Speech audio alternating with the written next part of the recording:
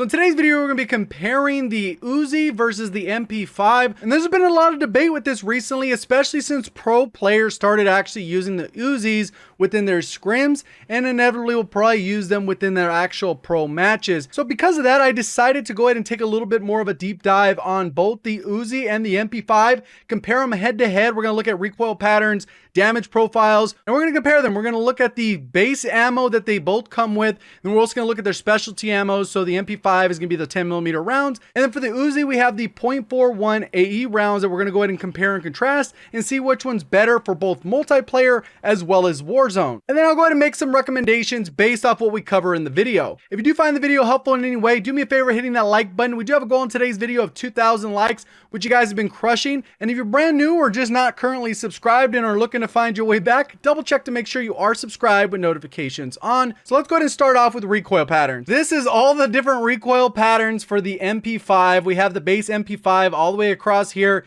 with pretty much every attachment that can affect your recoil in some way, whether it's stabilization or recoil control. And then I went ahead and throw in the tactical foregrip in there just to go ahead and show it does nothing despite what the stat bars say. So you should probably not use that one if you're actually using that to help you with your recoil. Then we also have the 10mm rounds, exact same thing with all of them. Then I also show off the recoil of what you can get with the lowest possible recoil, and then my best Warzone class setup, and then the best UZI class setup. And if this is your first time watching one of my videos, this top left number is the ADS time in milliseconds. And if this is a plus, that means you're gonna have a slower aim down sight time by that number of frames, and a frame is captured at 60 FPS. So each one of those numbers equates to about 16.7 milliseconds. So right here, when we have a +1, you can see it goes and rounds up to 217. And that's pretty much how that particular part works. This yellow blot is exactly the copied version of this blue one here. And then I used a different color for those 10mm rounds, so we can still see the comparison between the base MP5 and the 10mm rounds. So we're going to kind of go through all of these and kind of show what works best. So we're going to kind of breeze through some of these. I'll move my camera and then we'll talk about those ones as well. So right here we do have the MP5, basically a little bit up and to the right. It does have a little bit of a bouncy recoil pattern. When you put on the muzzle brake, you can see it kind of tightens up a little bit, but doesn't do much in regards to actually helping with the recoil, at least in my opinion. Compensator, we can see a drastic improvement here in the recoil control. You can see it's cutting that down significantly. Commando foregrip, you can see it's not really even doing much in my opinion. Probably not all that worthwhile. It kind of almost looks like the muzzle brake in comparison. And keeping in mind, you could always stack these different attachments as well. And I didn't do that for all of these. I just put the ones that I thought, hey, you know what? That's the best recoil. Let me go ahead and stack those all together, and that's how I ended up getting the lowest recoil one there at the end. On the right side now, we can see that we have the Merc and the Ranger. A lot of times people were like, why are you using Ranger? Why are you using Ranger? Merc is overpowered. Merc is overpowered. Well, Merc is very good at the hip fire. That's the benefit of the Merc foregrip. But if you don't care as much about the hip fire, you can see that the Ranger is doing a relatively good job here, and it even feels a little bit tighter in my opinion, but it's kind of up for debate. Sometimes you can go with Merc, sometimes you can go with Ranger. But whatever you do, don't go with tactical. And then for the operator, you can see it's not really doing much there for the 2-frame penalty. Rubberized looks like it's mostly ineffective. Collapsible stock will increase your recoil, as it mentions, but you're going to be able to aim down sight significantly faster. And 2 frames doesn't sound like a lot, but on certain weapons, it'll actually make the weapon feel significantly faster or significantly slower. Kind of just depends on how you balance that out. And then we have the low recoil one, which we're going to talk about in the class setup. And then I have the best Warzone. Obviously, if you want the lowest recoil possible, you will have a little bit slower aim down sight time, but this is still very competitive. A lot of the rifles are between 250 all the way up to 300 after you've stacked them with attachments. Now we got the 10mm rounds, which only has a 30 round capacity. The other one, you can go with the base ammo, save an attachment, or you can go with the 45 rounds, which will give you a little bit of extra kills out of it with each individual magazine, regardless if you're playing core game modes or you're playing Warzone. So that's normally what I'd recommend for Warzone. But obviously, if you want to stick with the 30 round mags, we're going to talk about some of the differences and how you should be using them. You can see it does have about the same recoil. It doesn't look like significantly more. Muzzle brake, still not really getting much out of it. Compensator, huge difference. Commando, again, not so much. Merc is helping out. Ranger still looks like a little bit more here, but that's kind of even. That's negligible difference, about 1 frame difference. Might as well go with the Merc in this case for the hip fire, if that's what you want, but it really just depends on preference and feel, and you'll know once you get it. Tactical, again, really isn't doing anything Operator foregrip, again, is helping out, but not worth the 2-frame penalty. Rubberized looks almost like it could be a waste in this scenario. Collapsible is making that recoil pattern a little bit worse. And then the best Warzone, you're not really getting much out of it because you're kind of counteracting the recoil and the ADS speed, so it still performs very well for an SMG. And that's going to bring us to the Uzi, which there's two forms of the Uzi. You got the base version, and then you got the .41 ammo. Basically, you should never be using the Uzi base form unless you're trying to unlock this .41 ammo. This was the worst SMG in the game, and then they kind of gave it a stealth buff by giving it 2 extra attachments. They extended the longer barrel so you can get a little bit more range out of it without any slower penalty, besides a little bit of movement, but you get the extra range. And then they also added this ammo, which is the absolute game changer. And initially you would think, well, why would I go with this one? It seems like that one's doubling your recoil, which initially it looks like it is, but you're going to see as we get lower into the attachments, it's going to be able to work out really well. So what I've done for this one is I basically opted out of getting all the recoil patterns for the base Uzi, and I've just stuck with the .41 ammo for pretty much all of this other testing. So that's what we're going to be using as the reference. And that's why you can see that is the one highlighted in the green dots. Versus doing them with the green dots of the shorter one here. And you can see this one actually has a faster aim down sight time by 1 frame compared to the based MP5. And as we go through, you can see the muzzle brake is helping out just a little bit, kind of not that strong of an attachment. Compensator helping out a little bit more. The 16.5 carbine, which is one of the barrels, and then the FSS Carbine Pro, which is the newer barrel. And it kind of pretty much looks the same there. One of the advantages with the carbine, though, is you're going to get a little bit better bullet velocity and distance. So between the two, when they're both a 1-frame penalty, kind of want to go with the one that gives you a little bit more effective range, which we'll see in the damage chart a little bit later. Merc foregrip looks like it's doing quite a good job here. Commando, not so much. And this is pretty much because it goes vertical, kind of similar to the Grau, kind of just goes up a little bit to the right, and that's what you're getting in these. But this one even has a little bit less going to the right, kind of a little bit similar to the MP7 as well. So there's a little bit of just trade-offs there. But this is very low recoil. We have the operator, again, helping out, but not nearly as much as the Merc. Tactical, again, doing nothing. And then we have the Ranger foregrip, which cuts down, but not nearly as much as the Merc. So 100% Merc looks like the way to go, in my opinion. Rubberized, looks like it's helping just a hair there, not quite as much. We have the no stock, which is going to increase your recoil here. It kind of comes up off the door compared to the other examples. And then I have 3 different class setups here. One is more for low recoil, which we're seeing we're getting a significant drop down here. And it's even lower than the base Uzi without any attachments. Then I have more of a balanced class setup, which you can see is a little bit faster and still not that much more recoil than the low recoil one. So this could actually be a good way to go. And then we have the balanced class setup, which I think could be great for multiple modes. And then we have a balanced mobility. So if you want to increase the recoil just a little bit, you can get a little bit faster aim down sight time and improve that mobility. So it's just trade-offs and how you want to play and how you want to organize the class setup. So to get all the damage info, I had to jump into a private match and retest pretty much everything because they like to do a lot of stealth nerfs and buffs. I went back and I ended up testing this stuff with the mono integral, and then I also went back in with the FSS carbine, which are the 2 barrels, and then I also did the ammo conversions, which is 10 millimeters, and then the Uzi .41. And then basically I had to get all the different damage values. And even though it doesn't change the TTK in some cases, because 100 damage, if you have 100 health, divide that by 19, ends up taking 6 shots to kill.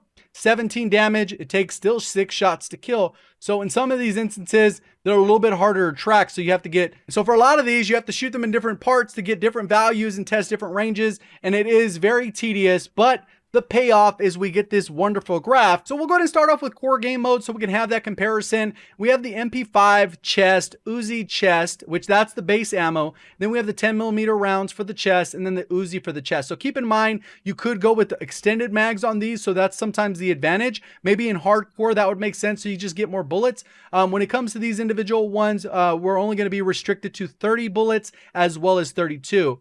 On this chart on the left, pretty much we have the time to kill. So the lower the value here, the faster the time it takes for you to kill. 500 milliseconds would be half a second. 250 milliseconds would be a quarter of a second. And this is all placed on distance in meters. Most gunfights with an SMG are really only going to be within 30 meters. So really there's kind of an invisible line here where you would probably stop most of your engagements unless that was your only primary weapon. But when it comes to Warzone, on the other hand, pretty much everything beyond that, you'd probably be using a rifle or some kind of sniper rifle to fill out that balance of that weapon class or that loadout. So What we can see here is that pretty much when it comes to the MP5 specifically, we're going to look at this yellow line as well as this blue that are pretty much touching, and there is almost no difference all the way up till about 12.5 meters or so. Then they have a drop off, and then they continue on, and then one of them drops off before the other, and that is the base ammo without 30mm rounds, and then it goes and continues and then drops off again. Whereas with the 10mm rounds, we have the same damage drop off. It doesn't drop off quite as quick, and then extends out, and it pretty much has a consistent damage of around 300 milliseconds here. So it's very competitive within core game modes because the damage profiles allow you to get the same number of shots to kill between 37 meters and infinity. And that's a lot of times why I think the pros are using those 30mm rounds, because right around this 22-meter mark, that's when the M4 ends up being destructive, dominant, and you will not probably win a gunfight with the base MP5 if you weren't running those 30mm rounds. So if we do the same example with the Uzi, we have the red and green here, and they come out pretty far, and they're actually a little bit slower time to kill, up to about 15-ish meters, and then they're slightly faster. This is like a hair difference here, is like 25 milliseconds, almost nothing. And then we also have the distance right here where it drops off right around 20-ish meters.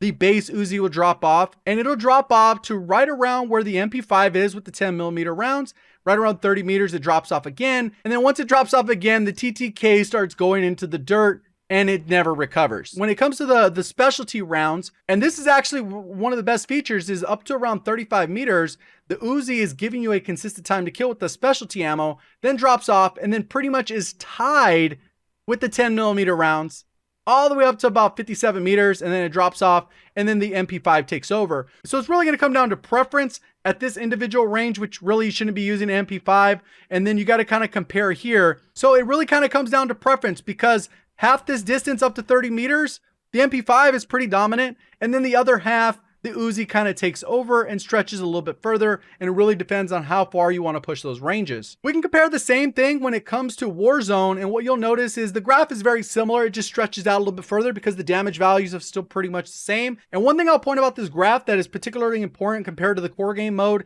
is how big a difference it is between the red Uzi for the chest versus the .41 rounds. And this just happens to do with how the math works on the division. When you have 100 health, if you do 35 damage or 33, that could be a difference in time to kill significantly. When you're talking about 250 health, if the difference is enough to add an extra bullet or two to the equation, you're probably going to add a lot of time to the time to kill. And that's what we're seeing here in this individual comparison. So I would almost never use the base Uzi unless it's off the floor, and that's what you have to use. So what I wanted to focus on with the UZI class setup is to focus primarily on the main attachments that are going to be important. Pretty much those are the two main attachments you want to run with, pretty much regardless of the situation. Overall, I thought the Merc was the best just from the recoil patterns, but obviously you're going to have to choose what works best for you based on your own individual opinions.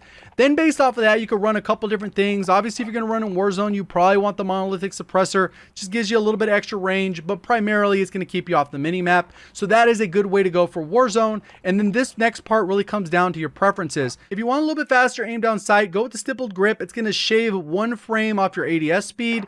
So that's a good way to go. If you want to go ahead and forfeit that and go for a little bit extra mobility, in addition to having 2 frame faster aim down sight, you can always go with the no stock attachment. And then when it comes to the laser, if you're comfortable with the laser, you can go for it. Personally, in close quarter engagements, I don't really like the laser because if you're going to pre-aim a doorway, it's kind of going to give away your position regardless of where you place it. So that's specific to Warzone. The class setup I recommend for core game modes and probably what we'll see in competitive is pretty much the stipple grip tape and then the compensator. That's pretty much the base class. Since they have agreed to not use the Merc foregrip because they think it's a little bit too strong, I'd probably end up going with the Ranger foregrip so I still get that benefit. Not quite as good as the Merc as we saw from those recoil patterns, but it really kind of comes down to your individual preference. And this is the one I would use in core multiplayer. So now when it comes to the MP5, let's go ahead and talk about a few different attachments. For the underbarrel, personally, I like the Ranger. Merc is a great option as well. I think they kind of go hand in hand. Just personally, I just like how the Ranger feels, even though the Merc is a very great option. When it comes to the ammunition, I personally go with the 45 rounds, both in core game modes as well as in Warzone.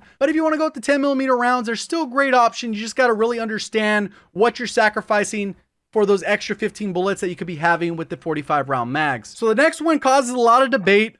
People will like to go with one of these recoil attachments or the monolithic suppressor, But the superior attachment, in my opinion, is just a monolithic integral suppressor.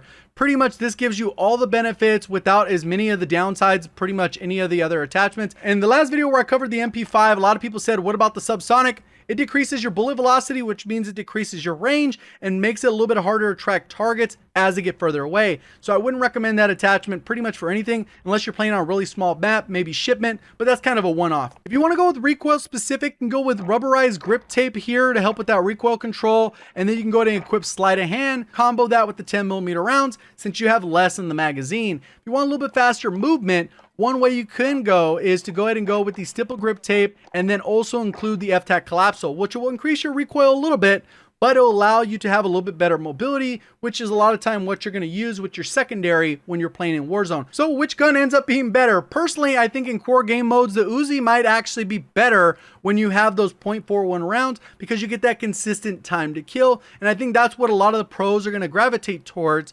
because the MP5, the best attachment in my opinion, which is the monolithic integral suppressor, they're not able to use that attachment because it has a suppressor built into it. When it comes to Warzone, no contest. I'm pretty sure I would go with the MP5 9 times out of 10, even though the Uzi is pretty close in that regard. Hopefully you guys did enjoy the video. If you did, please remember to hit that like button. If you're looking to find your way back, make sure you are subscribed with notifications on. If you're looking to interact with the community, you can go ahead and join the Discord. A lot of people have already been partying up and grouping up for Warzone and multiplayer and stuff like that. So make sure you go ahead and check that out. It's one of the first links down in the description. Appreciate all the support on the content. You guys have been absolutely insane. Thank you for watching. As always, have a great day.